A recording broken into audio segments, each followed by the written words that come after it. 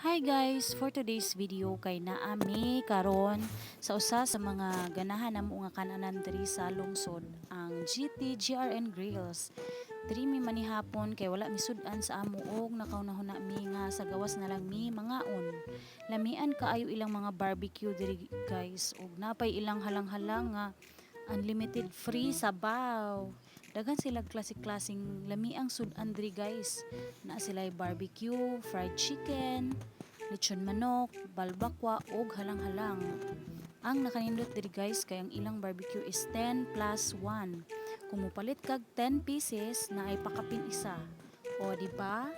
Asa ka ana lamian na barato pa may anli sabaw pa.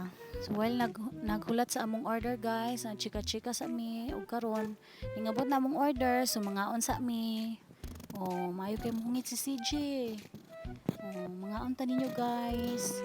Barato ra kay diri guys, try mo kaon. Lami pa jud ilang timpla. Hinay-hinay lag kaon day.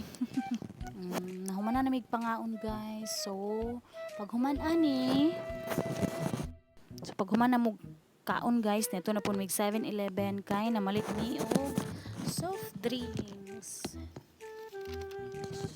O diba, mayaman ang mga bata. Pero atik ra. Igo ra bitaw mi nagpabugnaw guys. Palit mig isa ka soft drinks. Dayon inom-inom atik-atik sa sulod para makapabugnaw. Diba? Social kay mga bata pero nga pabugnaw ra ito dito. Nagpabugnaw ra sa sulod, Mountain Dew ra gipalit. Diba? Pili-pili. Pili lang kayo mga bata, pili-pili. Atik-atik pili, bahala wa tay kwarta basta nakasulod tag 7-Eleven. Yay!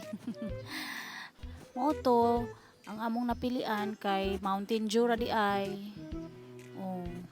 So, maura na, dala na sa counter, kaya wala na tayo kwarta. Bayad. Kaya manginom ta, kaya wata ka pahilis. Ano guys, 75 pesos din na siya. Mahal kayo no? Gaplano pa silang pet ice cream, pero ayaw na, kaya wala tayo kwarta. Ayan, human ako bayad. So, manginom na mi. Giabrihan na, o manginom na mi. Para pahilis sa among gikaon kaganiha. O nag-inom si CJ.